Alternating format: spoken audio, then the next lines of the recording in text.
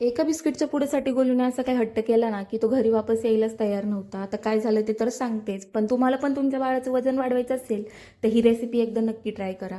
पहिले तर काय करायचं ना, तेल किंवा तूप घ्यायचं, त्याच्यामध्ये छान जिरं, लसूण आणि कढीपत्ता टाकून छान परतून घ्यायचं. त्याच्यामध्ये मी गाजर आणि वाटाणा टाकलंय, तुम्ही बटाटाही टाकू शकता. छान हळद आणि मीठ टाकून छान परतून घ्यायचं आणि 2 ते 3 पाण्याने स्वच्छ धुतलेली मुगाची डाळी टाकून घ्यायची आणि 1 ग्लास पाणी टाकून छान कुकरला शिजवून घ्यायचं. सो बाळ जर छोटं असेल ना तर त्याला हे मॅश करून नक्की खाऊ घाला. गोलू इथे 1.5 वर्षाचा झालाय म्हणून मी त्याच्यासाठी कोणतीही गोष्ट मॅश करून खाऊ घालत नाही. आमचे साहेब जेवताना इतके नाटकं करतात ना की काय विचारूच नका. पण आज ही रेसिपी खाताना साहेबांनी बिलकुल नाटकं केले नाही आणि व्यवस्थित पोटभर जेवण केलं. मग काय संध्याकाळच्या वेळेला असं पाय मोकळे करायला बाहेर पडावं म्हटलं, पण आतून बिस्किट घेतला आणि गोलूची मस्ती परत चालू झाली. मग काय, बिस्किटचा पुडा माझ्या हातात द्या नाहीतर मग मी घरीच येत नाही असं गोलूचं चालू होतं. सतत मागे पुढे जात येत होता. मग काय, शेवटी दिला साहेबांच्या हातात बिस्किटचा पुडा. तरी पण साहेब काय घरी यायला तयारच नव्हते, बिस्किटचा पुडा घेऊन पळून जात होते.